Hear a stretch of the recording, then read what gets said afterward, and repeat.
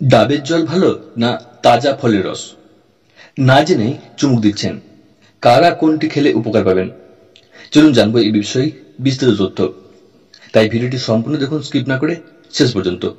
আর সাথে রইল সেই আগের মতো ছোট্ট একটি রিকোয়েস্ট, চ্যানেলটি যদি আপনি এখনো সাবস্ক্রাইব না করে রেখেছেন তাহলে নিচে সাবস্ক্রাইব লেখাটি ক্লিক করে পাশে থাকা নোটিফিকেশন বেল আইকন অন করে রাখুন এই ধরনের ভিডিও আগামীতে পাওয়ার জন্য।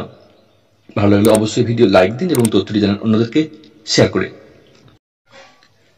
সকাল সকাল তাজা ফলের রস দিয়ে দিন শুরু করছেন।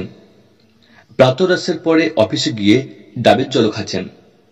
ফলের রস হোক বা ডাবের জল, দুই উপকারী, তাতে কোনো সন্দেহই নেই। তবে সকলের জন্য নয়। ফলের রস ও ডাবের জল পান করার নির্দিষ্ট সময়ও আছে। কাদের জন্য কোনটি ভালো ও কারা খাবেন না তা জেনে রাখা জরুরি। ডাবের জল কাদের জন্য ভালো? ডাবের জলে প্রায় সব রকম ইলেকট্রোলাইট যেমন ম্যাগনেসিয়াম, পটাশিয়াম, সোডিয়াম, জিঙ্ক ইত্যাদি রয়েছে। স্বাদে হোক বা পুষ্টিগুণে এর জুড়ি মেলা ভার। ডাবের জলে ক্যালোরির পরিমাণ খুব কম থাকে। এক গ্লাস ডাবের জলে ক্যালোরির পরিমাণ থাকে মাত্র 45। ওজন কমাতে চাইছেন যারা, তাদের জন্য ডাবের জল ভালো। শরীরে জলের ঘাটতি বেশি হলে বা ডিহাইড্রেশনে ভুগলে ডাবের জল মহৌষধের মতো কাজ করবে। পটাশিয়ামের কারণে ডাবের জল রক্তচাপের তারতম্য ঠেকাতে পারে। রক্তচাপের হেরফের যদি বেশি হয় তাহলে ডাবের জল খেতে পারেন। শরীরচর্চার পরে অতিরিক্ত ঘাম ও খনিজ লবণ শরীর থেকে বেরিয়ে যায়। সে সময়ে বাজার চলতি প্রোটিন শেক বা এনার্জি ড্রিঙ্কের বদলে ডাবের জলে চুমুক দিতে পারেন। তাহলে ডাবের জল কারা খাবেন না?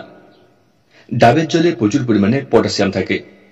যাদের কিডনির অসুখ আগে থেকেই আছে তারা নিয়মিত ডাবের জল খেতে শুরু করলে শরীরে পটাশিয়ামের মাত্রা বেড়ে হাইপার ক্যালিমিয়া হতে পারে। ফুড অ্যালার্জির চিকিৎসা যদি চলে বা কোনো রকম ওষুধ খান তাহলে ডাবের জল খাওয়ার আগে চিকিৎসকের পরামর্শ নিতে হবে।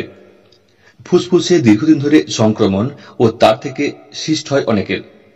যদি সিস্টিক ফাইব্রোসিস হয়ে থাকে বা ফুসফুসের কোনো রোগ থাকে তাহলে ডাবের জল না খাওয়াই ভালো। তাহলে ডাবের জল না ফলের রস? ফলের রসে ভিটামিন এ, বি, সি এবং ডি থাকে। বাড়িতে তৈরি চিনি ছাড়া তাজা ফলের রস উপকারী। তবে যদি ওজন কমাতে চান তাহলে রোজ ফলের রস খেলে হবে হিতে বিপরীত। এতে ফ্রুক্টোজের মাত্রা বেশি থাকে, ক্যালোরির মাত্রাও থাকে বেশি, তাই ডায়াবেটিসের রোগীদের জন্য তেমন স্বাস্থ্যকর নয়। ফলে থাকে গ্লুকোজ, ফ্রুক্টোজ এবং সুক্রোজ, যা আদতে কার্বোহাইড্রেটেরই উপাদান। ফল খাওয়ার পরে আমাদের পাকতন্ত্র নানাভাবে ভেঙে সেই সমস্ত উপাদান যথাস্থানে পৌঁছে দেয়। তার সঙ্গে পৌঁছয় ফলে থাকা উপকারী ফাইবারও। কিন্তু ফল থেকে ছেঁকে যখন শুধু রসটুকু বার করে নেওয়া হয় তখন তাতে উপকারী ফাইবার থাকে না। সকালে ছোট্ট এক গ্লাস ফলের রস খাওয়া মানে 26 গ্রাম চিনি খাওয়া। তার চেয়ে গোটা ফল খাওয়ারই পরামর্শ দেন চিকিৎসকেরা।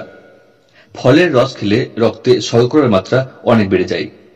ফল খেলে কিন্তু অতটা বাড়ে না।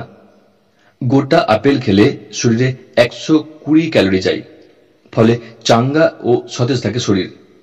কিন্তু আপেলের রস বানালে তার কিঞ্চিত উপকারও পাওয়া যায় না। তাছাড়া আপেলে চিনির পরিমাণ প্রায় 30 গ্রাম। তবে যারা অপুষ্টিতে ভুগছেন অথবা শরীরে প্রয়োজনীয় পুষ্টিগুণের অভাব রয়েছে তারা ফলের রস খেতে পারেন। আর ফলের রস খেতে হলে খালি পেটে নয়, বরং দুটি মিলের মাঝে খাওয়াই ভালো।